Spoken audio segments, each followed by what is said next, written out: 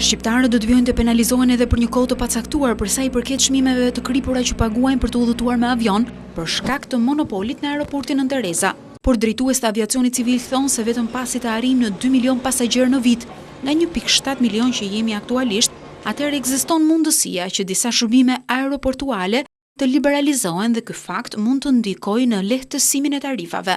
Në mbi bazën e një rregullores të Bashkimit Evropian, në momentin kur ky aerodrom do të plotësoj shifrën 2 milion pasagjerë, mund të krijohet mundësia e liberalizimit të shërbimeve të përpunimit në tokë, ku mund të futen edhe operator ose furnizues të shërbimeve të handlingut, që i them ne, të shërbimit të përpunimit të avioneve, që mund të jenë më të lirë.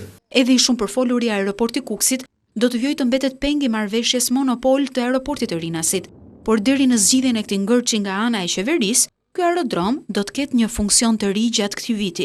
Ne mendojmë që këtë vit ne ta hapim atë për avionët privat nën 5700 kg, avion të vegjël, sportiv, për punime ajrore, për shkolla pilotimi, për çdo gjë, ai mund të përdoret. Por këto çmime të kripura kanë stimuluar agjentët turistik të gjejnë në rrugë të reja, kryesisht nga vendet e rajonit. Aeroporti dihet, kemi aeroportin më të shtrenjtë, komplet zonën, duke pas parasysh frekuentimin e Shkupit dhe të Prishtinës. Aktualisht po bëjmë frekuentimin edhe me Podgoricën. Kënja është pak nga ndryshimi nga viti i kaluar, kemi më pak fluturime, sepse edhe njerëzit janë ndërgjegjësuar, është e pamundur që të lëvizësh me këto çmime. Shqipëria është ndoshta vendi i vetëm në Europë që ka çmimet për biletë udhëtimi me avion më të shtrenjtat. Dhe ky fakt ka dy arsye kryesore. I pari është monopoli në aeroport dhe shkaku i dytë është tregu i vogël i fluturimeve në vendin tonë.